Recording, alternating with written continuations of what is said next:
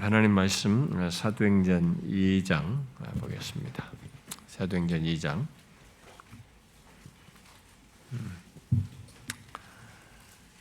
사도행전 2장 42절부터 47절까지 이렇게 쭉 연결해서 봅시다. 42절부터 47절 한 절씩 교독해서 읽어봅시다. 그들이 사도의 가르침을 받아 서로 교제하고 떡을 떼며 오로지 기도하기를 힘쓰니라.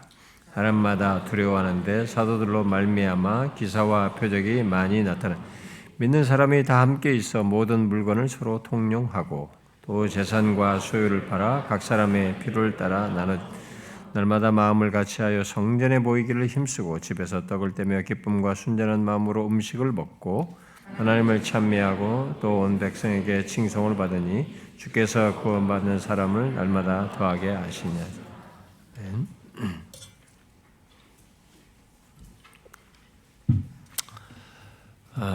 우리가 이 금요일에 잠깐 이렇게 제 사고로 인해서 이게 별도의 말씀을 하고 있잖아요. 제가 다음 시간까지만 하겠습니다.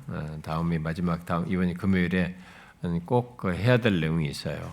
우리가 오늘날에 이게 영상으로 이 모두 하는 것이 있기 때문에 그 부분을 왜 제가 어떤 그렇게 하지 않는 것인지에 대해서 우리는 좀 알 필요가 있습니다. 그리고 그것이 어떤 의미가 있고 어떤 우리에게 도움이 되고 우리가 좀 그런 것에 대해서 좀 태도를 명확히 해야 되는지 그런 것이 있기 때문에 그 문제를 다루고 마지막으로 오늘은 이제 앞서서 얘기했던 것에 연결해서 한 가지 우리 교회가 지금 가지고 있는 이런 모든 것들이 그냥 모든 교회가 이렇게 하니까 무조건 따라서 하고 그냥 단순히 어떤 모방하는 정도 안에서 이런 거 예배나 모든 거 목회 안에서 갖는 모든 활동들 그리고 설교며 찬송이며 이런 걸 이렇게 하는 게 아니고 그런 것들을 이제 다 어쨌든 성경이 좀 충실하고자 하는 마음 속에서 교회 역사 속에서도 있었던 사례들도 참조하지만은 성경의 그 원리를 어떻게 구현해낼 것인지 어떤 제가 개척해서부터 지금까지 또 여러분들 이끌어오면서 우리들이 함께 그런 걸 구하면서 와온 어떤 그것들을 하나씩 이 얘기를 하는 것인데 이제 오늘 제가 다루고자 하는 것은 이제 교제에 대한 것입니다.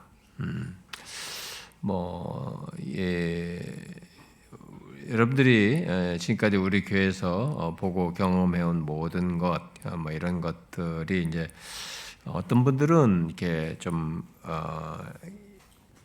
달라졌다, 옛날보다 달랐다 이런 얘기를 하기도 하는데, 그래도 이제 사람이 많아져서 그 가운데서 우리가 갈망과 추구를 갖고 나아가지만 뒤에 오는 사람들은 잘 몰라가지고 어떤 것들을 그냥 따라서 오다 보니까 그냥 익숙하게 수동적으로 원래 이런가 보다 하면서 여기에 그냥 좀 적극적인 진정한 마음을 갖지 않고 참여하는 이런 사람들이 생겨날 수 있겠죠. 그런 것 때문에 이제 어떤 사람들은 일찍부터 있었던 사람들은 좀 이렇게 변질됐다 이런 좀 이렇게 좀 달라졌다 이런 식으로 말을 하고 우려를 하는 사람도 있는데 이제 그것은 이제 기계적으로 할 수 있는 건 아니거든요.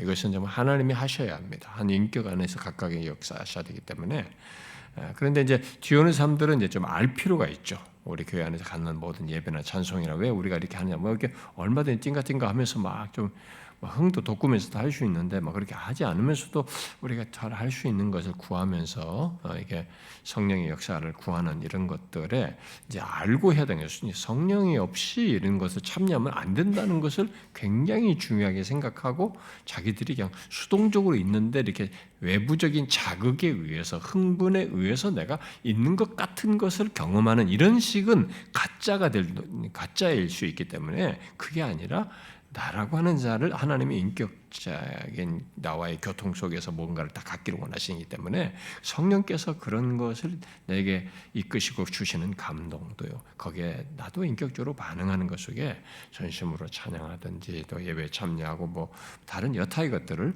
할 수 있어야 되는 것이죠. 이제 봉사나 이런 것들은 제가 전체 내용 속에서 쓱 지나가듯이 다 했기 때문에 이렇게 하지 않고 이제 한 가지만 더 덧붙여서 이제 얘기하는 내용이에요. 이게 지금 하나의 중요한 내용이기 때문에 이것을 이제 덧붙여서 얘기하려고 하는데, 이제 그게 바로 이제 교제인 것입니다. 지금 우리가 갖게 된 흐름 속에서 우리가 계속 견지해온 것이 있고, 또 주의 은혜를 힘입어서 계속 간구하면서 또 우리는 계속 계획을 해야죠. 우리가 뭐 어떤 걸 과거에 어떤 걸 가졌다고 해서 그것이 자동적으로 갖는 게 아니기 때문에 그걸 계속 또 사람은 시간이 지나면 우리는 매너리즘에 빠지게 되고 뭔가 군더더기가 생기고 좀 생기를 잃어버린다든가 습관이 되는가 이렇게 되기 때문에 또다시 계획을 해야 되죠. 아무리 좋았던 것도 이게 우리가 잘못 활용하고 있고 우리가 뭔가 하나님 앞에 온전치 못하면 그것이라도 다시 또 계획을 해서 더 하나님 앞에서 바르게 할 수 있는 그런 것을 성경 안에서 해야 되겠죠. 모든 것이 다 그렇습니다. 근데 이제 이 교제라고 하는 문제도 이제 그런 맥락에서 연결해서 이제 생각해 볼 것인데요. 그래서 이제 먼저 이제 우리가 지금 갖고 있는 이 교제로 이제 여러 가지 많은 걸 말할 수 있는데 이 기독교 안에서 교제는 굉장히 중요합니다. 여러분들이 무슨 뭐 어떤 수레바퀴로도 뭐 내비게이터인가요? 이런 데서 얘기할 때도 뭐 성경이 그 중심을 두고 네 축을 갖다가 말씀, 기도, 교제, 전도 뭐 이렇게 막 하잖아요. 이게 신앙이라고 하는 것 속에는 분명히 교제라는 게 굉장히 중요한 것이 있죠. 그런 것이 있는데. 자, 이제 이 문제를 이제 생각해 보는 겁니다. 근데 오늘 본문에서도 이제 이것을 굉장히 중요하게 강조되고 있는 것을 보게 됩니다. 그래서 오늘 본문이 특별히 초대교회가 처음 생기면서 교회가 생기면서부터 이게 우리에게 모든 교회가 가지고 올 하나의 어떤 모범적인 하나의 전형으로서 이게 처음 태동돼서 이걸로 우리에게 말을 해주고 있습니다만은 기독교 신앙 세계에서 이 교제는 이미 1세기부터 처음 교회가 태동될 때도 보여주듯이 굉장히 중요한 부분을 차지하고 있습니다. 특별히 오늘 본문은 아주 그것을 잘 말해주고 있는데 이제 베드로가 설교를 한 거잖아요. 처음 이제 초대교회에서 처음 오순절 성령 강림 후에 설교를 했을 때 설교를 듣고 많은 사람들이 이제 회개를 하면서 예수 그리스도를 믿어요. 믿고 이제 우리가 잊지 않았으면 바로 앞구절에 이제 세례를 받지 않습니까? 이 세례를 받은 자들에게 이제 자연스럽게 믿어서 믿는 자가 된 사람들이죠. 믿고 세례 받은 사람, 신자가 된 사람들에게 자연스럽게 나타나는 게 뭔지를 우리가 읽은 본문에서 쭉 보여주고 있는 겁니다. 결국 예수 그리스도를 믿어 이제 그리스도의 몸된 교회의 지체가 된 자들 안에 있는 어떤 신앙과 삶이 어떤 것인지를 말해주는 것입니다. 여기 지금 사도행전 2장에 나오는 이런 내용들은 그러니까 신자가 되어서 그리스도의 몸에 속한 자들이 그 지체로서 살아가는데 신앙과 삶을 갖는 가운데서 우리들의 신앙과 삶이라는 것이 어떤 것들을 가지면서 갖는 것인지를 여기 오늘 읽은 본문이 말해주는 거죠. 제가 우리가 같이 대충 읽었다시피 거기 보면 여러 내용들이 있잖아요. 여기 표현된 것만 가지고 읽어봐도 사도들의 가르침을 받잖아요. 사도들의 가르침을 받은 것이 반드시 있습니다. 그리고 그런 가르침 속에서 서로 교제하는 것이 있어요. 그리고 그 교제 속에서 떡을 떼는 것이 있습니다. 또 기도하기를 힘쓰는 것이 있고요. 또 자신의 것들을 서로 나누는 것이 있습니다. 그리고 마음을 같이하여 모이기를 힘쓰는 것이 있어요. 그리고 집에서 떡을 떼는 것 떼고 또 기쁨과 순전함으로 음식을 먹어요. 이런 교제가 있어요. 그리고 함께 하나님을 찬미하는 것이 있습니다. 우리가 지난 시간에 이제 찬미에 대해서 찬송하는 것을 얘기했습니다. 자, 이것이 성령에 의해서 시작된 교회, 그렇게 해서 구성된 그리스도의 몸된 교회 안에 속한 사람들이 갖는 것이에요. 신앙과 삶의 내용으로서, 삶으로서. 그래서 이런 내용이 교회의 교회됨이 무엇인지를 말해주는 내용들이기도 합니다. 자, 그런데 잘 보시면 이게 흔히 사람들이 이 내용 오늘 여기 기록된 우리가 읽은 내용을 가지고 뭐 한 4가지 정도로 요약을 해서 정리를 해서 말을 하게 되는데 그 네 가지 중에서 잘 보면 뭐 네 가지는 이런 겁니다. 네 가지를 요약할 때 사도의 가르침을 받는 것이 있었다.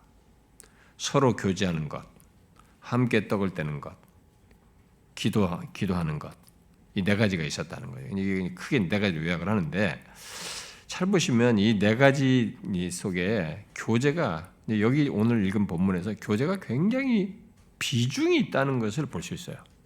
그리고 이 네 가지는 다 교제 속에서 있어요. 가만히 보면은 교제 속에 있어요. 아주 특이한 사실입니다. 우리가 이제 여기 네 가지로 언급하지 않은 것 속에는 거기에 자신의 소유를 나누는 것도 있잖아요. 이런 것도 다 지금 교제와 관련되어 있어요. 교제 속에서 있는 것들입니다. 그래서 여기서 이제 교제했다라고 이렇게 말을 하는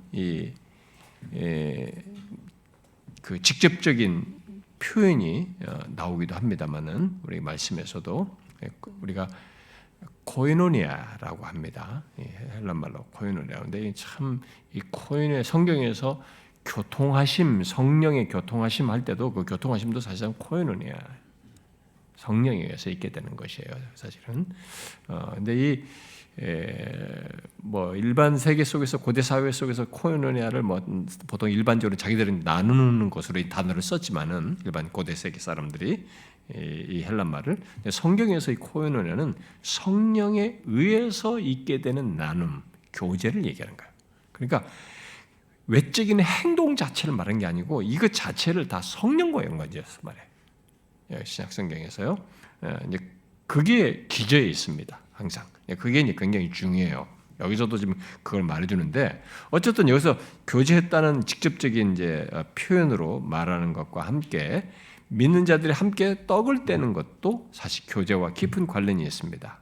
그리고 자신들의 소유를 나누었다고 하는 것도 교제와예요. 이것도 일종의 교제 나눔이기 때문에. 그래서 또 뒤에 보면 음식을 같이 먹었다. 기쁨으로 음식을 먹었다. 이게 또 다 교제와 관련됩니다. 그런데 사실 사도들의 가르침을 받는 것도 교제의 어떤 기초인 겁니다. 이게 이제 교제로 연결되는 것이에요. 그리고 사도의 가르침 받는 그 현장에는 사실 이 엮인 말이죠. 공동체 지체들이 함께 있거든요. 그러니까 말씀을 끼고 교제하는 것이 현장이 되는 것입니다. 그리고 사실 이제 교제라고 하는 것에 오늘 이 말씀에서 순서상으로 놓고 보면 기록된 말씀 보면 이제 우리들의 갖는 이 신자들의 교제라고 하는 게 기초가 뭐냐면 사도들의 가르침이에요. 가르침, 말씀인 것입니다. 그래서 말씀 안에서 성령의 이 교통을 경험하는 것이어서 이 경험하는 것으로서의 교제와 연관이 되는 것이죠. 이 말씀 사도들의 가르침이라는 것도. 그런데 또 여기 기도하기를 힘썼다고 그랬는데 여기 기도하기를 힘쓴 것도 개인적 기도가 아니에요. 여기 지금 함께 기도한 거거든요. 이렇게 함께 공동체 지체들 함께 기도하는 여기서도 보면 이게 기도하는 것 속에 같이 함께 기도하는 것 속에서 갖는 이 교제의 성격이 담겨 있어요. 그러니까 교제했다는 직접적인 진술도 있지만 여기 나오는 많은 것들이 다 교제의 그 어떤 그 성격을 가지고 있어요. 기본적으로. 이렇게 예수 믿는 사람들에게 있어서 교제는 중요한 겁니다. 물론 예수 믿는 자들에게 있는 교제, 곧 이 코이노니아는 앞에서 말한 것처럼 단순히 그냥 일반 세상 사람들이 갖는 서로 사이 친교 관계 이런 게 아니고 성령에 의해서 있는 것이어서 이 세상에서 흔히 말하는 친교 관계라든가 그런 하는 것과는 일단 성격이 달라요. 뭐 외적으로는 그들이 친하게 지내는 것, 친교의 만남, 교제 그런 시간 관계를 갖는 것은 외적으로는 비슷해 보이지만 여기에는 그렇게 하게 되는 그 근원이 그 모든 것이 역사하는 장본인이 누구냐면 성령이에요. 성령에서 가는 거예요. 그러니까 예수를 믿고 나서는 우리가 교제를 내 본성에 의해서 하는 게 아닙니다. 심지어 본성 따라서는 나 교제 안 하고 싶어. 나 저 사람 안 할래. 이렇게 하는 것이 해서는 안 되는 겁니다.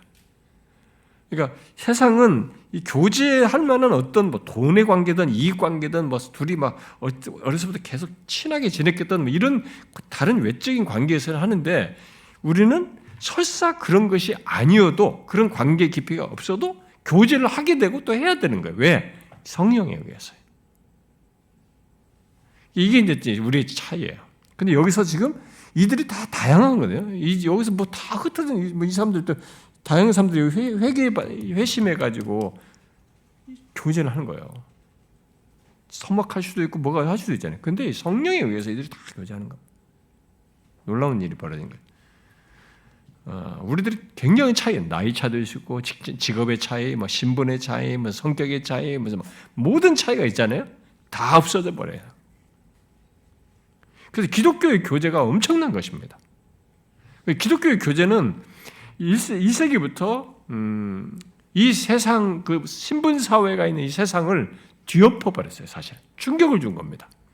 갈라디아서 말한 것처럼 종이나 자유나 여자나 남자나 다 구별했잖아요. 여자를 하대했죠, 천시했죠, 종을 하대했단 말이에요. 종이 감히 주인과 함께 있어요. 말도 안 되는데. 근데 교회 안에서는 하나였어요.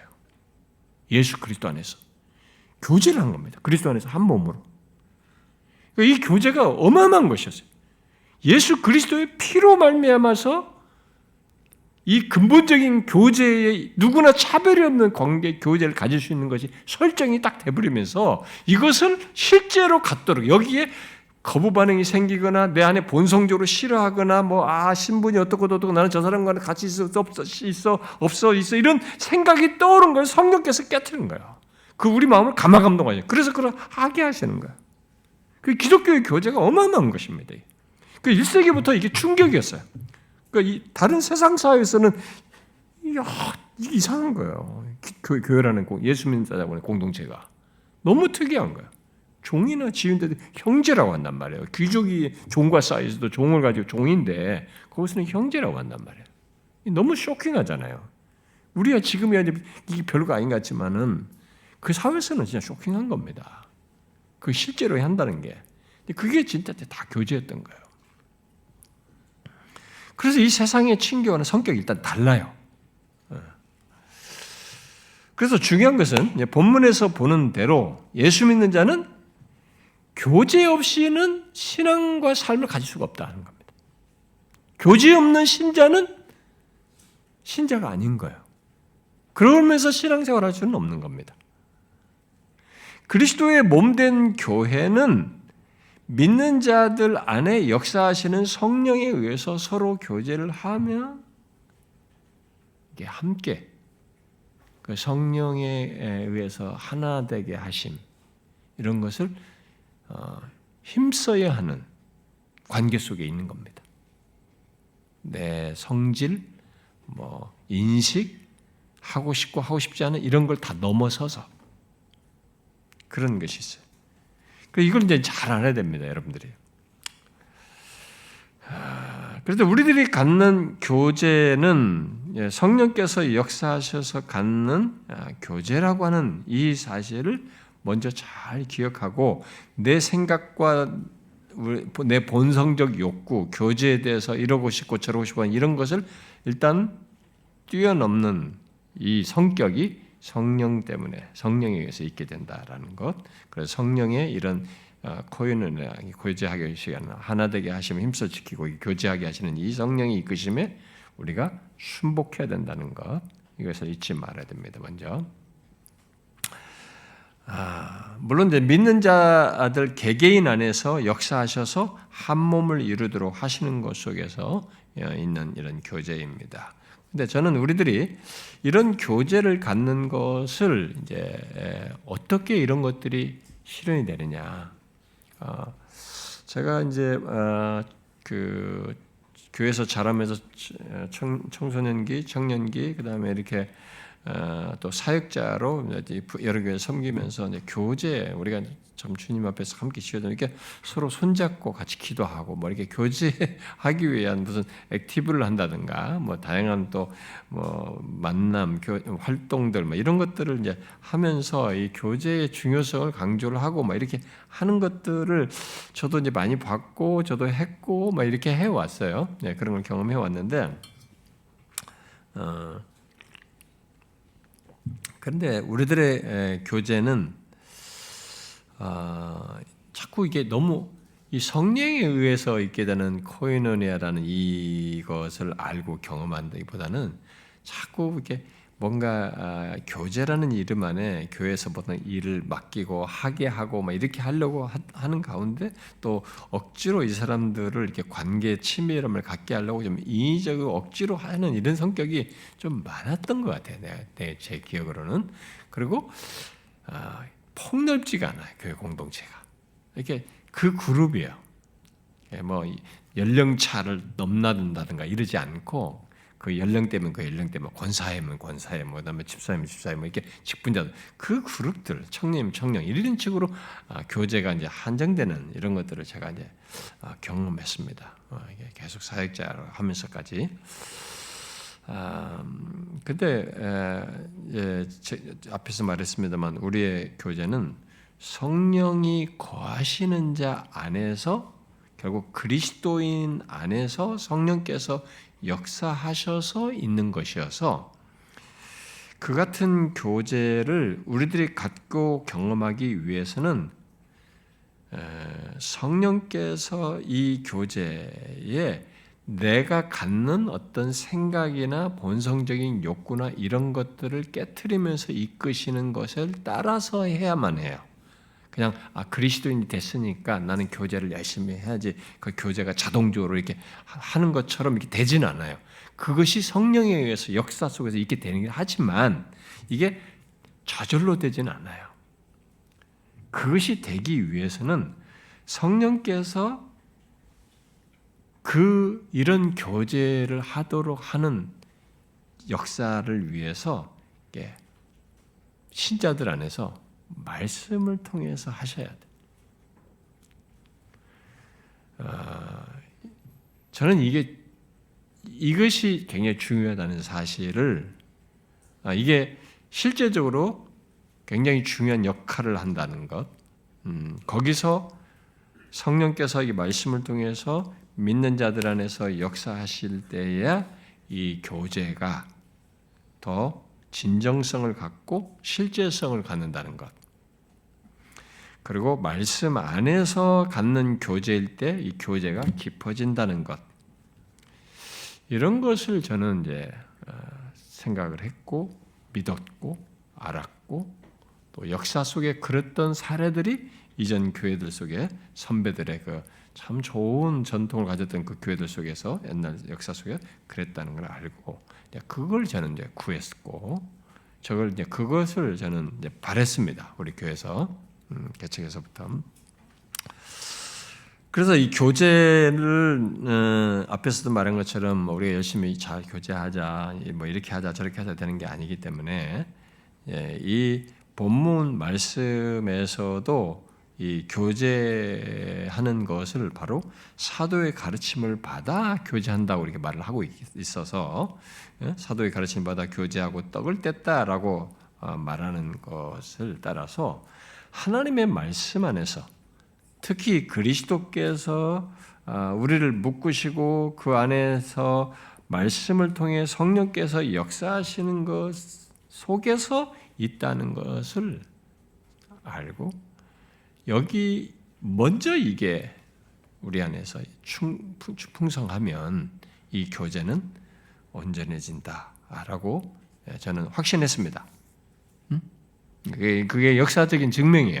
역사 속 성경이 그랬고 성경의 사례가 그랬고 역사 속에서 그런 사례들이 계속 많이 앞선 교회들 속에서 해서 청교도 시대도 그랬고 다 그랬습니다. 그래서 제가 처음부터 우리 교회에 정착한 것은 뭐 여러분들이 그냥 교회 오니까 무조건 이렇게 교제를 하는가 보다 이렇게 생각했을지 모르지만 제가 처음부터 이런 교제의 그 구체성이 실체성이 이제 우리 교회 안에 확장되고 전체적으로 갖도록 하기 위해서 제일 중요하게 정착한 게 뭐냐면 말씀 안에서 교제하는 것이었어요. 그러니까 단순히 성경 공부로 어떤 성경에 대한 지식을 말해준다는 게 그것 자체를 목적으로 하진 않았습니다. 그것이 분명히 있어야 된다는 걸 알았고 그건 당연한 것이긴 하지만 여기에는 중요한 것이 다른 목적이 있어서요.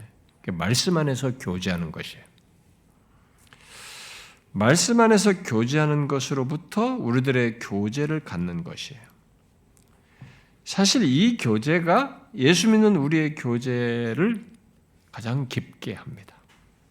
그리고 교제의 장벽, 어려움 이런 것들을 깨트리기도 하고 또 하고 싶지 않은 우리를 이렇게 성령께서 그걸 방편으로 해서 우리를 깨트려요. 굉장히 중요해요.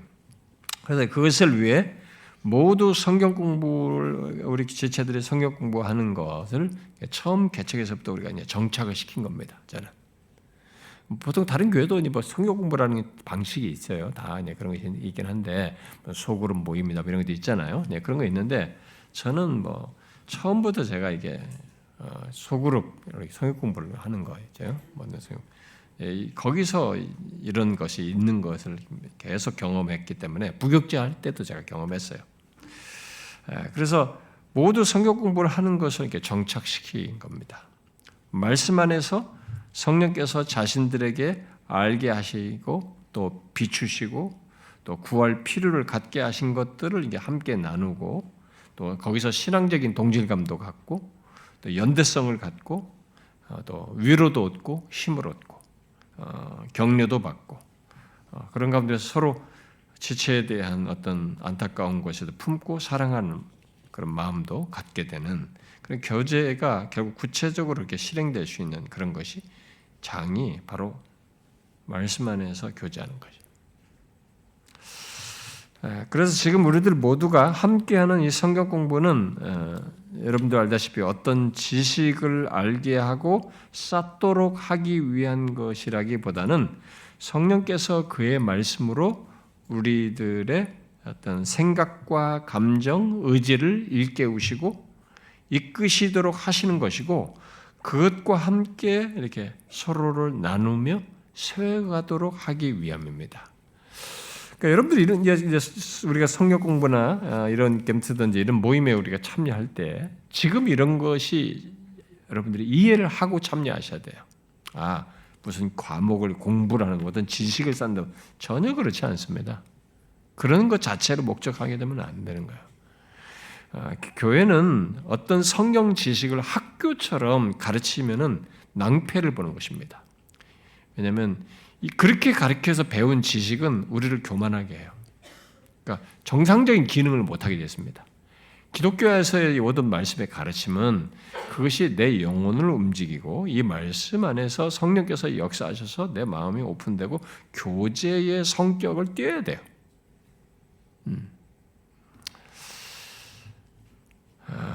물론 우리가 이제 성경 공부에서 배우는 내용을 통해서 개별적으로 자신의 회심을 확인하거나 신앙과 삶을 되돌아보거나 그 말씀 안에서 자신의 내면과 현실의 문제를 이끄는 것을 경험하기도 합니다. 그리고 이제 우리가 우리 gem트 모임에서도 봤다시피 굉장히 삶을 나누죠. 우리의 삶의 모든 것들을 더 깊이 나누게 되죠. 우리 gem트 모임도 같은 맥락에서 교제하는 것이잖아요. 이게 그렇게 교제이어야 한다고 여겨서 말씀을 기반으로 나누는 모임으로 이렇게 정착하도록 했는데, 제가 부교육자 때 본 이 교회 안의 구역 모임이라고 할까요? 우리가 이제 gem트 같은 그런 구역 모임은 좀 만족스럽지 않았어요. 좀 약간 기계적이다 그럴까? 좀 막 그냥 탁 시키니까 탁탁탁 맡겨진 구역장이 이렇게 하고 빨리 예배 탁 드리고 빨리 그냥 헌금하고 탁 하고 빨리 그냥 그 공과 구역 공과 탁탁탁 홍보하고 막 일방적으로 나누고 말하고 듣고 찬송하고 그냥 기도 한번 통성기도 하고 뭐 딱 짜여졌어요. 뭐 마치 그냥 기계처럼 약간 뭐 기계처럼이라고는 할 수는 없지만 제가 볼 때는 너무 이렇게 폼이 그냥 그대로 해서 그 폼을 따라서 그냥 좀 거기 생기라든가 막 이런 성령의 역사라든가 막 이런 것들은 좀 상대적으로 크게 못하고 굳이 성령의 역사라면 함께 톡성기도 하면서 막 뜨겁게 막 기도하면서 성령의 역사가 있기를 구하는 뭐 그런 것입니다. 뭐 그런 정도예요. 제가 뭐 어디에 이렇게 있을 때 어느 이제 공간에 있을 때 제가 항상 있을 때예요. 그러니까 내가 있는 공간에 집 이제 담 너머 집에서 가끔 구역 예배를 드려요. 아마 그게 순서가 돌아서 왔나 봐요. 그러면은 이제 아마 그게 성도들이 어느 교회인지 모인 것 같은데, 하여튼 그 반복적으로 그 구역 예배 할 때마다 찬송을 몇 곡을 불러요. 근데 막 박수 치면서 막 계속 빨리 부르는 거예요. 그러니까 빨리 천천히 불러도 될 곡을 막 일단은 무조건 빨리 부르는 거예요. 막 박수 치면서 모두가 그 구역 식구들이 그렇게 하면서 막 기도를 크게 하고 그러니까 뭔가 이게 그것으로 해서 약간 흥분을 이제 서로가 감정적 격양을 한 상태에서 뭘 하려고 하는 것 같아. 근데 구역 예배 때마다 그러더라고요. 근데 이제 그런 식이에요. 제가 이제 그런 게 좀 좀 하여튼 부교육자 때 좀 아쉬웠던 것입니다. 그래서 제가 저는 신방을 하면 이렇게 해야지, 또 구역은 이렇게 해야지, 이제 그런 것을 부정적인 경험을 통해서도 이제 저는 이제 생각을 하면서 세월을 보냈는데, 우리가 gem치 모임 할 때도 이제 염두에 둘 게 바로 그겁니다. 말씀 안에서 성령께서 주시는 감동을 따라서 함께 비추인 바를 나누고 피로를 함께 나누고 기도하는 것, 이런 교제를 하는 것이 굉장히 중요한 겁니다. 왜냐하면 이 모든 일을 하는 주체자가 누구냐면 성령이거든요. 성령에 의해서 이런 일을 하는 게 중요해요. 왜냐하면 인격이 다 다르잖아요. 그리고 각각이 뭐 연령이나 사회적 배경이나 고민거리나 가정 환경이 다 다르잖아요. 다 다른데 그 사람들 안에 각각 개별적인 다 독특한 현재의 감정 상태 다 다양한데, 또 지식의 지성의 차이도 있고 뭐 다 다양한데, 그 다양한 사람들이 성령께서 그 말씀 안에서 이렇게 함께 나누면서 그 공감하는 거죠. 그리고 거기서 위로도 얻고 같이 기도할 필요를 알게 되고 함께 품게 되고 이런 역사가 일어난단 말이에요. 이게 이제 굉장히 중요한 겁니다. 이 성령에 의해서 있게 되는 교제, 바로 이게 말씀 안에서 이런 교제가 있게 될 때 이 교제가 진정성을 갖게 되고 가장 제자리에 있게 되고 가장 좋은 기초가 된다라는 것입니다. 그러니까 여러분들이 우리 교회에서 이제 gem트나 성역 공부의 이런 것들이 결국은 성경의 지식을 통해서 하나님을 아는 지식의 증가라는 것이 분명히 있긴 하겠지만 거기에는 이 중요한 교제라는 의미가 함께 있어요. 그걸 정착시키고 싶었던 것입니다. 지금 우리 교회 그래서 우리는 지금 그런 교제를 이제 정착이 됐죠. 말씀 안에서 성령께서 역사하심을 갖는 그런 교제를 우리들이 여러분들이 모르고 하신 참여하는 사람이 있을 수 있겠으나, 그리고 아직까지 이것을 이해가 없어가지고 좀 수동적으로 참여하는 사람이 있을지 모르지만 일단 그것이 정착돼서 여러분들이 참여를 하고 있습니다. 연령대가 어떻든 뭐 어떤 배경이든 여러분들 다 다양하게 여기 지금 참여하고 있어요. 자, 그래서 그에 따라서 이제 처음 온 사람들은 성경이 말하는 이런 교제를 사실은 모르고 그냥 공부해야 되니까 성경 공부니까 따라오다가 자기도 교제에 사실 참여하게 돼요. 서서히 자기의 말씀에 비추인 바를 나누고 이렇게 함께 성령께서 자기에게 이 말씀을 가지고 하시는 말씀, 그래서 자기 고민, 그리고 하나님께서 이 말씀에 비춰서 나를 이렇게 하신 것들을 같이 나누는 상대도 듣게 되죠. 거기서 우리가 한 몸 되죠. 이게요, 말씀이 없으면 못할 일을 하시는 거예요. 세상에서 못하는 걸 하는 겁니다. 어디 가서 못하는 거예요. 그래서 이것을 인해서 우리가 영적인 유익을 얻고 세상에서 겪는 많은 것들을, 특히 그 가운데서 갖는 이 내면의 어려움들을 이렇게 거기서 나누면서 위로를 얻고 힘을 얻고 성령께서 이렇게 어떤 면에서 감동을 통해서 답을 주시죠. 위로를 주면서도. 그래서 그 가운데 이제 모든 지체들이 이런 성경 공부나 겸트 모임에서 특별히 겸트 같은 경우는 우리의 현실의 어려움, 말씀에 비추어 그리고 관계의 어려움들, 그다음에 자기 가정에 있는 가정의 어려움, 또 직장에서의 어려움, 내면에서의 죄로 인해서 갖는 죄로 인한 씨름, 그리고 너무 외롭고 힘든 것들, 다양한 삶의 문제와 고통 등을 이렇게 말씀에 비추어서 이제 토로하게 되죠. 거기서 우리는 서로 위로하고 공감하고 기도하는 가운데 하나님께서 우리를 이렇게 감당케 하시고 힘을 주시고 이끄시는 것을 이렇게 경험하게 됩니다. 요즘은 이게 모두가 포스트 모더니즘의 영향을 받아서 사람들이 사실 이런 걸 싫어합니다. 지금 우리가 가지고 있는 이런 교제의 이런 장을 이런 것을 사람들은 상당히 이렇게 불편해합니다.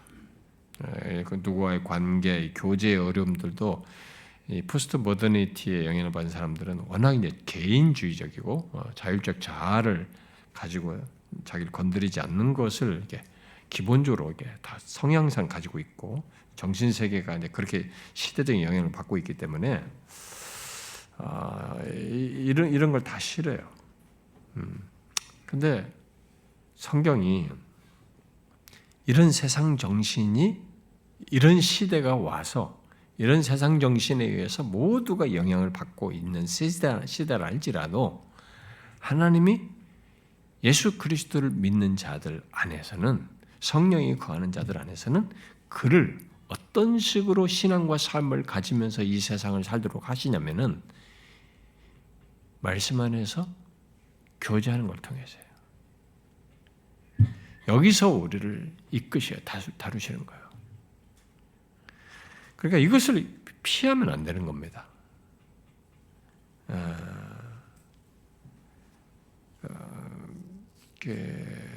우리들이 잘 알다시피 이런 것에서 이렇게 교제가 없는 세상, 이제 이 포스트 모더니티 속에서 사람들이 이렇게 너무 자기 고립되다 보니까 스스로 뭐 휴대폰만 보지 개인으로만 남 만족하고 뭐 이런 식이다 보니까 자꾸 고립되잖아요. 더 우울해하고 더 외로워하고 심지어 막 정신적인 질환을 갖잖아요.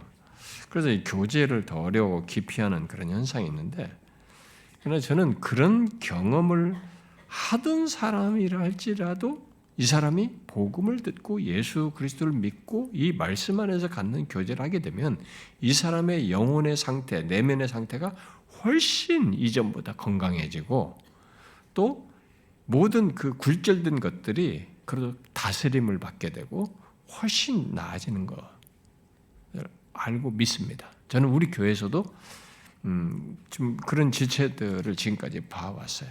제가요, 같이 제가 교제하고 또 상담도 하면서 봐왔습니다만 그런 걸 봐왔습니다. 사실 인간은 뭐 처음부터 인간 존재 자체가 관계적인 존재예요. 하나님이 처음부터 하나님과 관계를 속에서 살도록 하셨을 뿐만 아니라 아담과 하와를 짓고 관계를 갖게 하셨잖아요. 관계적인 존재이고, 그러니까 그런 인간이 누구나 다 그런 것을 보고 이제 후대 사람들이 인간은 사회적 동물이다 뭐 이런 단어까지 쓰는 거잖아요. 이게 사회적인 거예요. 관계 혼자 있어서는 안 되는 것이에요. 혼자 있으면 자기가 그것으로 인해서 고립된 것으로부터 나오는 생각이 극단적이 돼요. 자꾸 파괴적인 쪽의 생각이 자기 안에서 나오는 거예요. 뭔가 어디서 여기 다루어져서 이게 옳고 그름이 비추이고 이게 다루어져야 되는데 안 다루어지고 떠오르는 생각에 따라 자기를 이끌어 가기 때문에 극단적으로 나가는 경우가 굉장히 많습니다. 근데 제가 이제 안타까워하는 것 중에 하나가 있는데요. 그것은 단순히 사람들과의 교제 이전에 먼저 죄로 깨진 이 하나님과의 관계를 그리스도 안에서 회복하여서 갖게 된 사람들, 바로 그리스도인이라고 하는데도 이 교제를 기피하는 것을 본 겁니다. 오늘 이 시대는 그런 게 참 많기도 한데 이것은 스스로 굉장히 불행하게 하는 겁니다. 그리고 자기 자신을 의문케 하는 겁니다. 이게 이 사람 안에 성령이 거하고 있나? 그게 아니라면 이 사람은 성령을 의지적으로 거부하는 것이 되는 거죠. 하나님의 백성 공동체, 하나님 나라의 교제를 갖고 경험하며 사는 것을 성령 하나님은 바로 이렇게 믿는 자들 안에서 하신단 말이에요. 바로 말씀 안에서 교제하는 가운데 함께 기뻐하고 위로를 얻고 힘을 얻고 또 다른 삶을 경험하도록 하시는데 바로 그것을 모르는 듯하고 기피한다는 것은 스스로가 지금 성령이 그 사람에 거하지 않기 때문에 그런 것인지 아니면 자기가 성령께서 그런 걸 하도록 계속 말씀하시고 권하는데도 불구하고 자기가 그걸 알고 있음에도 그걸 의지적으로 거부를 하는지 둘 중에 하나가 있겠죠. 그래서 정말 신자라고 하면은 이런 것을 마냥 기피하면서 잘 신앙생활할 수는 없어요. 없습니다. 그건 비정상이에요. 믿는 자는 일시적으로 그럴 수는 있겠으나 계속 그럴 수는 없어요. 이런 식으로 할 수 있겠네요. 어떤 사람은 공적 예배 정도만 참여를 하는 거예요. 공적 예배에 참여하든가 성찬 같은데 이렇게 공적인 다수가 참여함으로써 그리스도의 한몸됨을 공동체적인 것 속에서 그냥 확인을 하고 그 가운데서 성령께서 하나 되게 하심을 느끼는 것 정도를 가지고 공동적으로 느끼는 이런 교제 정도 안에서 내가 그래도 교제에 참여한다 이렇게 말할 수도 있겠어요. 그것도 교제이긴 한단 말이죠. 그러나 우리의 신앙과 삶을 풍요롭게 하고 이렇게 살찌우는 교제는 말씀 안에서 성령께서 역사하시는 교제를 다른 지체들과 함께 갖는 것 속에서요. 우리는 이것을 알고 힘써야 돼요. 우리가 함께. 우리 교회 성도들은 거의 이제 그렇게 하고 있었죠.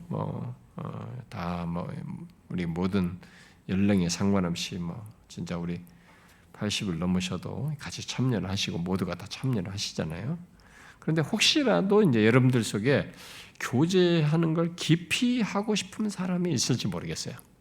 아직도 계속 깊이 하는 사람이 좀 우리 중에 이제 방문해서 아직 적응이 안 된 사람 중에 일부가 있을 수 있겠는데 그런 사람들이나 근데 계속 하다가 어떤 사람이 깊이 하고 싶은 유혹을 받는 사람이 있을 수도 있겠어요. 아까도 말했다시피 그렇게 하거든. 그 모든 것을 넘어서서 여러분들이 교제의 성령께서 내 안에 거하셔서 지체들과 함께 말씀을 교제하는 것 속에서 나의 신앙과 삶을 이끄신다는 것을 잊지 말고 이걸 넘어서서 참여하고자 해야 됩니다. 그러니까 내 본성을 따르지 말아야 돼요. 성령을 따라야 돼요. 그렇게 교제 속에서 나를 이끄시는 것을 따라가야 돼요.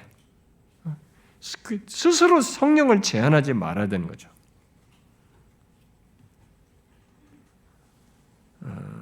왜냐하면 교제 없이는 신앙생활을 잘 할 수 없기 때문에 그렇습니다. 물론 그리스도인의 교제는 말씀 안에서 나누는 교제만 있지 않고 그것으로부터 시작해서 우리들의 다양한 친교와 나눔이 있을 수 있겠죠. 본문에서 함께 떡을 뗀 것을 이제 얘기하는데 이런 것도 이제 교제에 포함해서 말할 수 있겠죠. 근데 여기 지금 본문에서 오늘 같이 읽은 내용에서 보면은 42절에도 떡을 뗀 것이 나오고 46절에도 떡을 뗀 게 나와요. 그래서 근데 앞에 42절에 떡을 뗐다는 여기에는 이제 정관사가 붙어 있고 뒤에 46절에는 정관사가 없어요. 헬란 말에. 그래가지고 사람들이 이제 해석자들이 앞에 떡을 뗀 정관사가 있는 것은 성찬식을 말하는 것이다. 그 뒤에 떡을 뗐다는 것은 애찬식을 말하는 것이다. 이렇게 해석을 하는 사람들이 있습니다.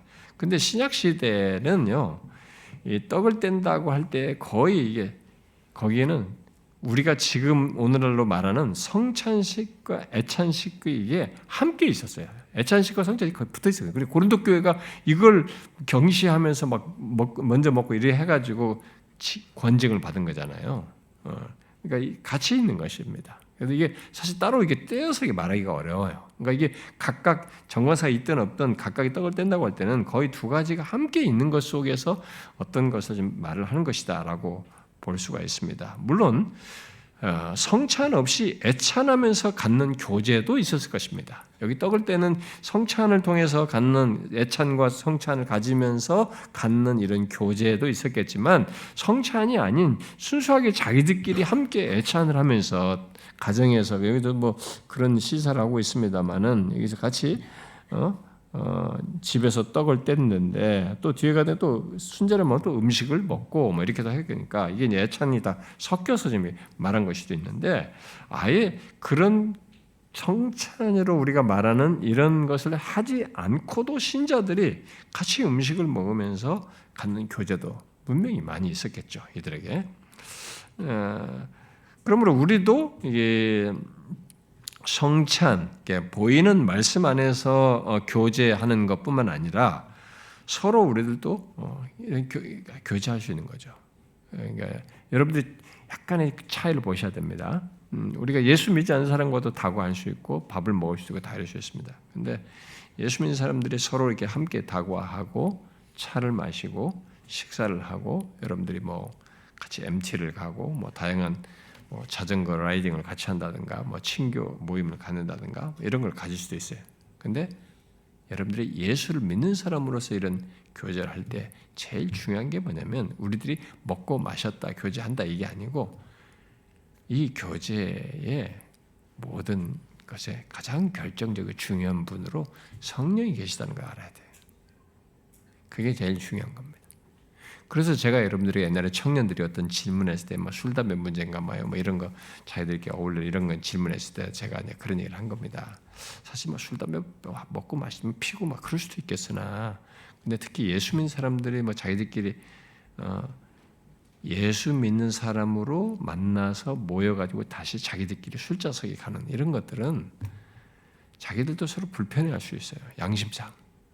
왜냐하면 개인으로 했을지 모르지만 우리가 예수 믿는 사람으로 어떤 만남과 교제를 갖는다라고 할 때는 이 교제는 성령이 계시거든요. 그 성령을 생각하면 우리가 이 방종스러운 것으로 방향을 튼다든가 그런 쪽으로 나간다든가 이런 것들은 안 어울리는 거예요. 해서는 안 되는 거예요. 안 하고 싶어야 정상인 거죠. 그런 부분에서. 그러니까 여러분 우리가 이제 그걸 알아야 됩니다. 이런 교제를 다 할 수 있어요. 얼마든 다양한 또 교제를 할 수 있죠. 그런데 그 교제에 성령이 계시다는 거예요. 우리는.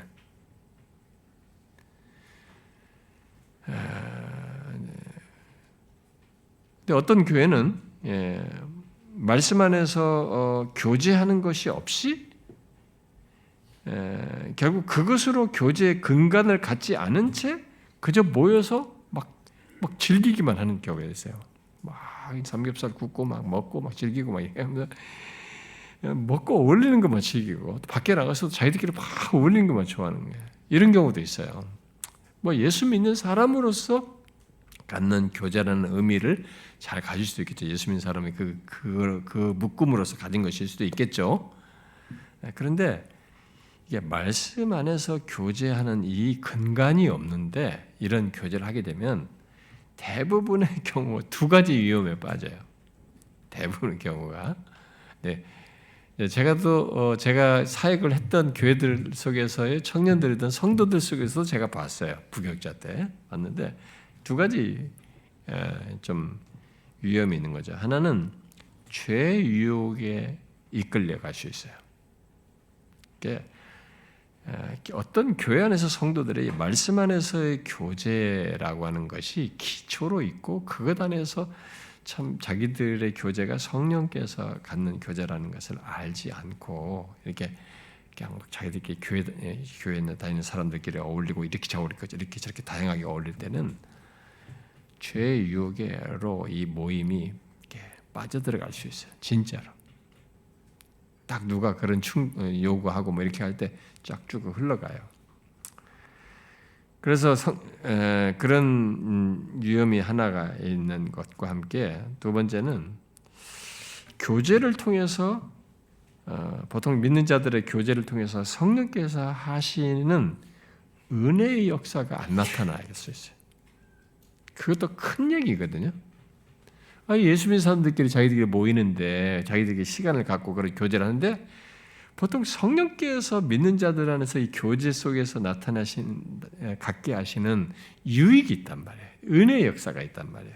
근데 이게 나타나질 않는 거예요.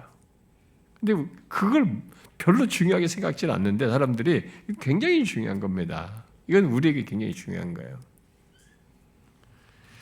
거기서 우리는 서로 사랑하고 또 한몸 된 것도 확인하고 되고 자신들 안에 계신 주님을 기뻐하는 그런 것들을 같이 드러내고 공감하게 되고 또 남의 상대의 얘기를 듣지만 그 얘기를 통해서 그 사람에 대한 공감, 다른 사람한테 그냥 건너들일 수 있는데 그걸 그 사람의 좋은 얘기를 같이 좋아해주고 그 사람의 힘든 얘기와 힘든 얘기 그걸 같이 마음에 공감해서 또 기도할 이유를 갖기도 하고 이런 게 은혜의 역사가 있는 거예요. 성령께서 이런 게 그냥 몰라라 남처럼 만나는 거 막 이기적이고 계산적이고 이런 게 아니에요. 이쪽의 얘기가 내 안으로 들어오고 내 얘기가 이 사람에게 들어가는 거예요. 마음의 교감이 있는 거죠. 함께 기뻐하게 된 거죠. 다 주님 때문에 같이 기뻐해요. 이 얘기를 하는데 주님 얘기를 하면서 주께서 자기에게 주신 경험과 은혜를 얘기하면서 그것 때문에 같이 기뻐하고 좋아하는 것입니다. 이런 은혜의 역사가 없게 되는 거예요. 말씀 안에서 교제가 기반이 될 때 이게 가능해지는 것입니다. 그런데 제가 지금까지 우리 교회의 교제 속에서 곧 말씀 안에서 교제하는 것 속에서 본 것 중에 좋은 것만은 있지는 않았어요. 거기에 좀 부정적인 어떤 것도 이제 보았는데 여러분들 이제 그것도 좀 우리가 알 필요가 있다고 저는 생각이 듭니다. 앞으로도 그런 걸 조심해야 되기 때문에 당연히 긍정적인 것만 있어야 할 텐데 성령께서 이렇게 말씀 안에서 하시는 것 중에 성령께서 역사하시는 것이니까 당연히 그래야만 하는데 그렇지 못한 경우도 있더라는 것입니다. 물론 그것은 말씀 안에서 갖는 교제의 시간 속에서 하는 것인데도 불구하고 그런 일이 있다라는 거예요. 왜 그럴까? 그것은 그 말씀 안에서 교제하는 그 당사자들, 그 모임이든 그 각각 개개인 안에서든 그들 안에 사단의 방해가 있어서 그래요. 얘는 그러니까 그 사단의 방해가 어떻게 나타나느냐는 것은 각각과 관련돼 있습니다만은 사단의 역사하는 것이 있기 때문에 그렇다고 봐요.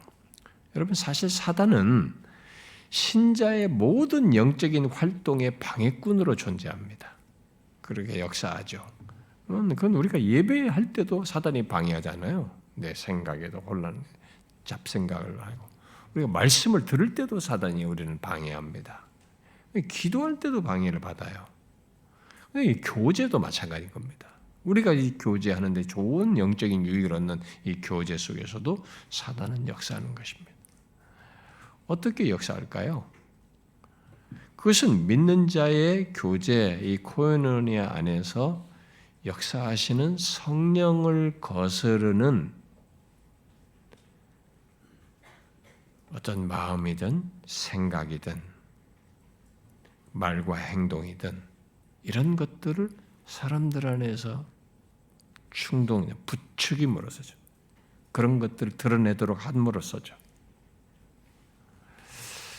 여러분 지금까지 말씀 안에서의 이 교제의 장인, 성경 공부 모임이나 gem트 모임 때 여러분들이 지금까지 경험한 것 중에 혹시 이런 거 있었어요? 그 모임에 참여했는데 뭔가 이게 아까 제가 말한 것처럼 은혜예요. 성령께서 우리들 안에 계셔서 있는 은혜의 역사가 주로 나타나야 되는데 그게 아니라 오히려 부정적인 마음을 불러일으키고 부정적인 마음이 생기고 불편해지고 어렵게 되는 그런 경험을 한 적이 있습니까? 여러분들이 모임을 가질 때 제가 여러분들 중에 그런 걸 경험해도 힘들어 한다고 하면서 저에게 그걸 고민을 털어놓던 사람들이 그동안에 제가 개척에서 지금까지 몇 차례 있었습니다. 왜 그런 일이 있어요? 다 그 케이스입니다. 제가 좀 전에 말한 겁니다.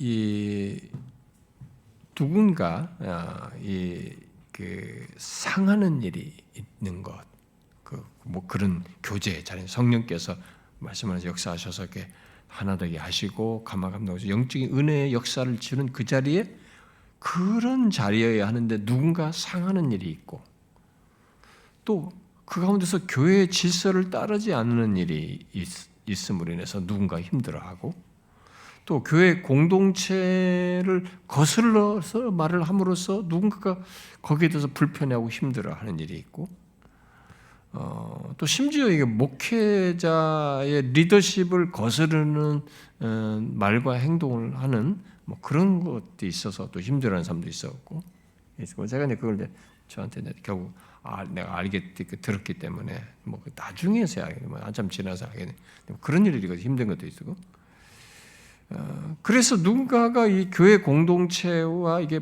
거기서 자꾸 이렇게 분리시키는 자기 마음이 자기를 공동체와 마음을 분리시키는 이런 현상도 발생된다. 이런 게 뭐냐 이게 다. 그러니까 여러분들이 이런 걸 대수롭지 않게 생각할지 모르지만 생각해야 돼요.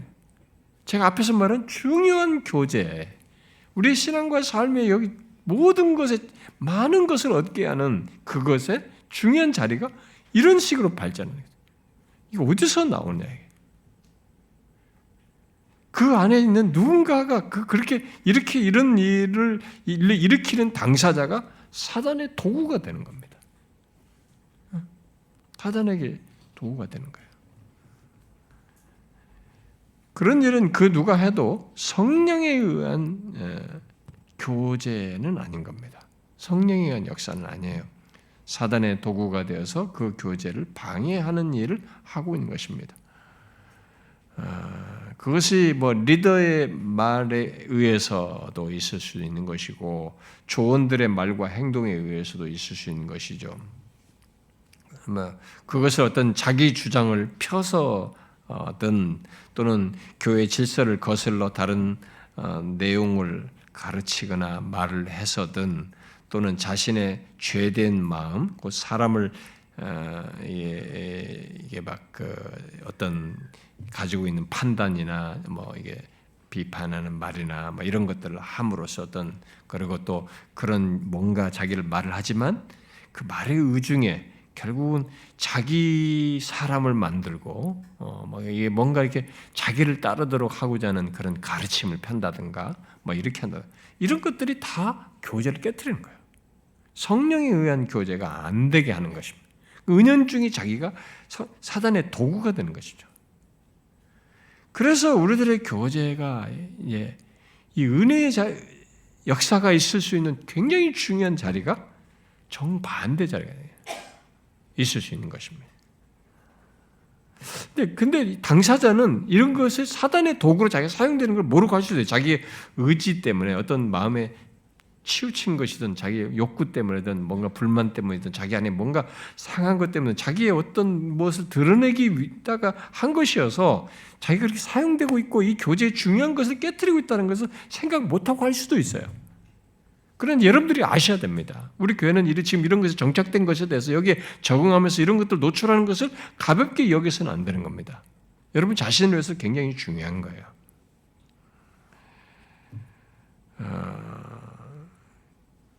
그런 모든 말과 행위는 믿는 우리들의 교제에서 역사하시는 성령을 거스르는 것이고 결국 사단에게 유혹받아서 하는 것들이기 때문에 진짜 자기 당사자들이 정신을 차려야 돼요. 우리 예수 이름으로 모인 교제 장에서 말할 때는 정말로 조심을 하셔야 돼요.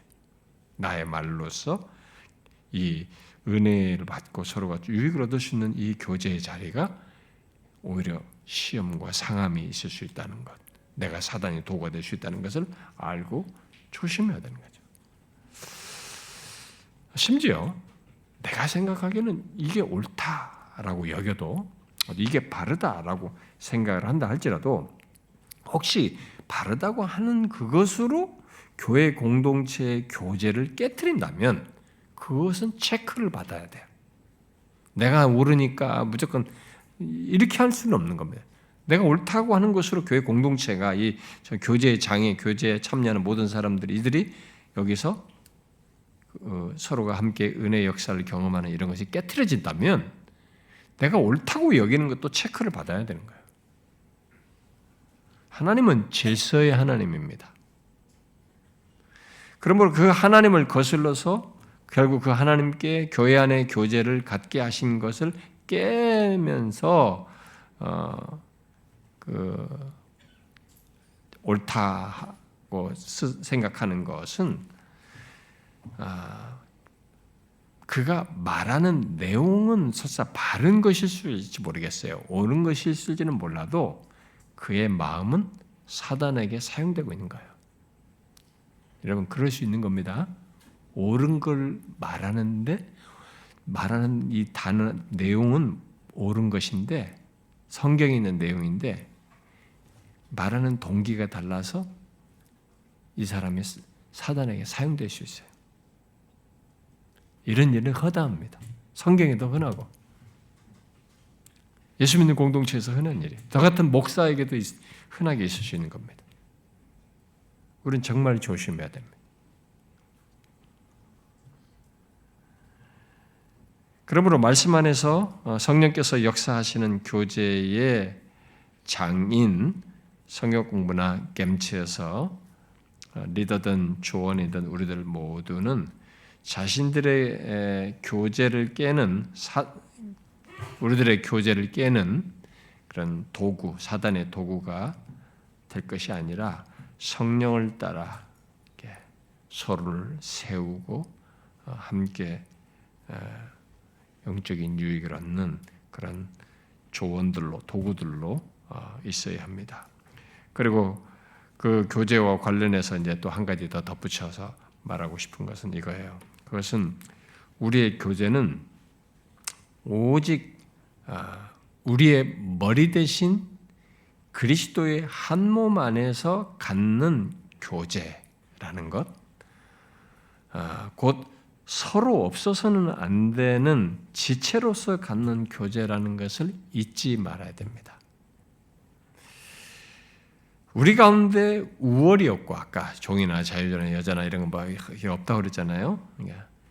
우리 안에 우월이 없고 오직 서로 사랑 안에서 함께 엮여서 신앙 여정을 가도록 그런 가운데 교제하도록 주신 관계라고 하는 걸 기억하고 여기서 차별을 하거나 나와 너를 나누거나 이렇게 마치 우월감을 느끼거나 판단하거나 이러지 말아야 됩니다. 그것은 그리스도의 몸 안에 지체로서 각자의 자리가 있는 것을 깜빡 잊어버리고 하는 겁니다. 손이 너 발이 필요 없다고 말할 수 없는 거와 똑같은 거예요. 우리 모두가 다 필요한 거예요. 그래서 교제의 큰 방해물은 오랜 세월 교제하면서 우리 인간적인 연약함 속에서 갖는 방해물이에요. 오랜 세월 교제하면서 서로 알게 된 단점들, 약점들, 또 실망스러운 모습을 보았거나 그런 경험했던 것, 부족을 알게 된 것으로 상대를 판단하면서 사랑이 아닌 다른 마음과 태도를 갖는 게 이게 이제 교제에서 큰 장애물이에요. 선입견이 생기고 편견이 생기고 이게 정말요. 이게 이제 우리 교제의 큰 방해물입니다. 여러분들은 그런 경험 없으신가요? 저도 그거 씨름합니다. 그거 부인하려고, 그걸 부정하고 깨뜨리려고 그런 것이 생기는 것을 막 없애려고 애를 씁니다. 왜냐면 사람이라는 게 생기거든요. 이게 한 번, 두 번, 세 번 이게 실망스러우면 이게 탁 머리에 박히거든요. 그죠? 신뢰가 잘 안 생기고. 근데 그건 이제 그 사람이 잘못한 건 있어요. 근데 이제 우리가 그리스도 안에서 교제하는 데서 그걸 넘어서야 돼요. 교제는 내 본성과 내 생각과 내 기준으로 하는 게 아니에요. 성령께서 하시는 걸, 성령의 감동, 말씀 안에서 말씀을 따라서 성령께서 하시는 걸 따라서 하는 교제인 겁니다. 그러면서 성령께서 이 교제를 통해서 하나됨을 지키게 해요. 한 몸인 것의 관계를 잘 갖도록 하시는 거예요. 그러면서 신앙 여정을 갖도록 하는 것이기 때문에 이걸 넘어서야 돼요. 그래서 교제에서 제일 어려운 장애물이 이 편견이에요. 선입견이에요. 저도 우리 교회에서 이 사역을 오랫동안 함께하다가 막 뭔가 저한테 이렇게 반복해서 잘못해. 그것도 제가 제일 싫어하는 것. 그걸 한 번 더 또 그랬단 말이에요. 그러니까 막 실망스러워 이게 머리에서 박혀가지고 안 지워지는 거예요. 정말 어려워요. 근데 사랑해야 돼. 교제해야 돼. 방해를 넘어서야 돼. 우리의 교제가 그래야 됩니다. 그러니까 여러분들이 교제 안에서 할 때 항상 그 생각한다. 우리는 은연중에 사람을 이렇게 탁 판단하거든요. 차별을 하는 거예요. 이 사람은 이렇고 저 사람은 이 사람은 이것이 있고 없고 저게 이게 있단 말이에요. 우리도 모르게. 제가 뼛속까지 제가 교만하다는 게 뭐냐면 저도 모르게 그렇게 사람을 판단하고 살면서 이렇게 지나가면서 사람을 보면서 그렇게 작동되고 있는 나를 보는 거예요. 나도 모르게 무식 중에 사람을 외모를 판단하려고 이렇게 사회적인 이런 돌아가는 시스템 계층과 이런 것 때문에 사람들 이런 것이 문연중에 머리가 돌아가요. 그런데 참 그런 것에서 벗어나는 게 어려워요. 근데 특별히 예수 믿는 공동체 안에서 우리가 지체 안에서 이 교제하는 이 필드 안에서는 여러분들 성경부든 감투든 거기서 대상들에서 우리가 그걸 넘어서야 됩니다. 뭐 어떤 사람은 그게 안 돼요. 나는 못 하겠어요. 뭐 할 수 없어요. 뭐 좀 힘들어요까지는 말할 수 있어요. 근데 여러분 예수 믿는 사람은 할 수 없어요라고 말하면 안 됩니다. 왜요? 아니 나는 하나님 앞에 예수 그리스도께 내가 어떤 인간인데 내가 어떤 약점을 많이 가고 얼마나 나는 하나님이 나중에 내 죄를 갖다 다 스크린으로 보여줄까 봐 겁나요. 내 죄를 다 잊으신다고 하셨기 때문에 제가 그걸로 어마어마한 위로를 받고 있을 뿐이지 만약에 내 죄를 다 스크린으로 보여준다 그러면 나는 그 자리에서 쓰러져 죽을 것 같아. 보여주자마자.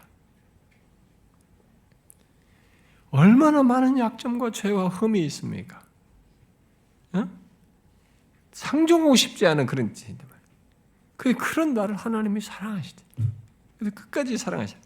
지금도 실망스러울 때 끝까지 사랑하자. 왜 못합니까? 내가 너희를 사랑한 것 같이 너희 사랑하라. 주님이 그랬는데. 그렇게 사랑받아놓고 뭘 못한다는 거예요. 우리 그 말을 하지 말아요. 할 수 없다는 말을 하지 말아요. 하나님 하고 싶어요. 할래요. 도와주세요. 이렇게는 말할 수 있겠죠. 교제를 해야 되는 겁니다. 여러분. 사람 끊으면 안 됩니다. 여러분. 우리가 어디서 습관이 있어가지고 머리가 굴러가거든요. 계산에 판단하고 막 나누고 그러거든요. 그런 게 많으면 많은 만큼 그 사람이 정량 신자이면 고통스러워요. 그 사람은. 그거 없어야 되거든. 이 성령이 성령께서 원하신단 말이에요. 그거 씨름을 해야 되니까 그 사람만 괴로운 겁니다. 저는 그게 괴롭습니다. 진짜. 그런 것이 없어야 되는데 가끔 그런 게 생길 때는 그거 하나 생긴 것 때문에 그 씨름하는 거 힘들어요.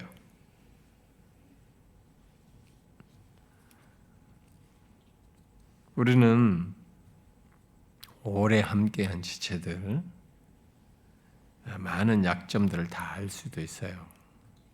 또 실망스러운 거 많이 봤을 수도 있습니다. 그렇다고 싫어하거나 기피하거나 거리를 두거나 분리하거나 그건 성령께서 원하시는 게 아니에요. 하라고 하는 게 아닙니다. 우리 본성이 하는 거, 고집 부리는 겁니다. 그러지 말아야 돼. 그런 면에서 여러분들은 우리 모두를 그리스도 안에서 나은 게 없는 거예요. 주 안에서 우리가 종이나 자유자나 여자나 남자나 할 것 없고 학벌이 어떻든 세상이 어떻든 이런 것으로 나눌 게 없는 사람들이에요. 우리 모두가. 그런 맥락에서 상대를 바라봐야 돼요. 은혜를 받은 사람, 은혜를 힘입어서만이 나의 가치가 있는 사람인데 내가 다른 사람들에게 다른 기준을 들이댄다는 게 자체가 얼마나 모순됩니까? 그건 말이 안 되는 거예요. 그 마음으로 우리가 서로를 대해야 되는 겁니다. 이 사람은 그래도 장로니까 말이야, 권사니까, 목사니까, 그 직분이 있으니까 당연히 책임감이 있어가지고 더 충실하게 해야죠. 진실하게. 그렇다고 그 사람의 단점을 받고 약점을 봤다고 저 사람은 좀 불편해요. 마음이 다치고 거려. 여러분 그건 아니에요. 아무리 직분이 어떻다 하더라도 그 사람이 역점이 있고 문제가 약점이 있더라고 실망스러운 게 있으면 어떻게 할 거예요, 여러분이? 그렇다고 해서 교제를 담을 쌓을 겁니까? 주님이 당장 싫어할 거래요. 야, 너는 더한 놈이다. 그런데 내가 너를 사랑하고 있다. 뭔 일 하고 있는 거야? 그렇게 말씀하실 거예요. 그건 아니에요, 여러분. 저는 어떤 사람이 어떤 분의 이런 좀 좋지 않은 잘했는데 어떤 좋지 않은 어떤 일이 하나 있는 것을 알고 실망해가지고 막 극대노하면서 막 난리를 치는 어떤 사람을 제가 본 적이 있습니다. 저한테 직접 말도 하고. 그리고 근데 저는 할 말이 없었어요. 나는 진짜 그런 잘못을 진짜 안 하기를 원하고 끝까지 안 하기를 바라고 안 하기를 마음의 확고함을 그런 마음을 갖고 있지만 그러나 저는 하나님 앞에서 제가 뭐라고 말을 못 하겠더라고요. 그저 그 영혼을 위해서 기도하고 연민하고 옆에 있어주고 싶고 좀 들어주고 싶고 기도해주고 싶고 그렇지 제가 무슨 판단하거나 나와 너는 다르다는 이런 식으로 말하고 싶지 않더라고요. 왜냐하면 하나님 보실 때 저는 어쩌면 그 사람보다 내가 더 추할 수도 있다. 왜냐하면 죄 자체를 놓고 보면 그게 거기서 거기에요. 교제는 내가 죄를 판단하고 정죄하면서 할 일이 아닙니다. 이건 하나님 영역이에요. 오히려 죄가 있는 사람에게 우리가 교제의 마음을 열고 품어야 돼요. 여러분 제가 우리 교회의 청년들이든 누구든지 제가 권징하는 개인적 권징을 하게 될 때 죄가 있어서 오는 사람들 그런 고민하는 사람들에게 제가 어떻게 합니까? 제가 지난번에 얘기했잖아요. 제가 그 사람들을 어떻게 합니까? 그러니까 성도들은 그 사람 당사자도 그렇고 성도들은 우리 목사가 말이야 설교할 때만 너무 시리어스하고 막 심각하게 얼굴이 항상 정모양이니까 말이지 막 그냥 하나 잘못했다는 그냥 혼날 것 같다 막 이렇게만 생각하는 거예요. 이번에 호주 집회 가니까 그 목사님도 그런 얘기 하시대. 나는 그분하고 이제 교제가 없었는데 미리 내 영상을 보고는 봤던가 봐요. 자기가 막 혼날 줄 알았다는 거야. 저런테 차갑고 그럴 줄 알았대요. 근데 자기가 완전히 모든 게 깨졌다고 이제 그런 얘기를 성도들 앞에 하더라고요. 근데 아마 이제 여러분들이 이제 제가 설교하는 거라든가 이런 걸 보고 이제 그렇게 생각할지 모르겠어요. 근데 여러분 제가 뭐가 문제가 있어서 오는 사람들, 힘들어하는 사람들, 상한 사람들, 그 죄가 있어서 상담하러 온 사람한테 제가 취하는 태도는요 최대한 탕자의 아버지와 같은 마음으로 그 사람을 돕는 거예요. 잘 회개하도록 돕는 것입니다. 잘 회복하도록 돕는 겁니다. 저는 지금까지 그러고 있습니다. 제가 할 수 있는 건 그거밖에 없어요. 그 사람한테 이미 힘들어하고 문제가 있는 사람한테 내가 죄에 대해서 내가 판단할 자도 아닌데 내가 거기서 그거 가지고 뭐라고 하겠어요. 그 다음부터는 제가 회복하도록 돕는 겁니다. 탕자의 아버지 같은 마음으로. 여러분, 우리가 그래야 됩니다. 교제는 그렇게 하는 거예요, 여러분. 죄가 있어도 이 사람이 교제의 장에서 힘을 얻어야 돼요. 회개하면서 다시 새롭게 돼야 돼요. 성령께서는 우리를 그렇게 하기 원하십니다. 그러니까 여러분들이 우리 교회 안에서 교제할 때 이게 그냥 있는가 보다 이렇게 생각하지 마시고 성경 공부 안에서든 말씀 안에서 갖는 이 교제, 성령께서 말씀 안에서 갖게 된 이 교제를 기반으로 해서 여러분들의 모든 우리 지체들과의 만남, 교제, 식사든 차든 어떤 모임이든 거기에 기반해서 갖는 교제를 하셔야 됩니다. 의식해야 돼요. 우리가 예수 때문에 엮여서 만났고 그런 시간을 갖고 있기 때문에 우리들의 교제는 성령이 계십니다. 아십니까? 꼭 기억하셔야 됩니다. 성령이 계셔요. 그래서 좋은 겁니다, 사실은. 안전하고 좋아요. 위로를 얻을 수 있고. 기도합시다.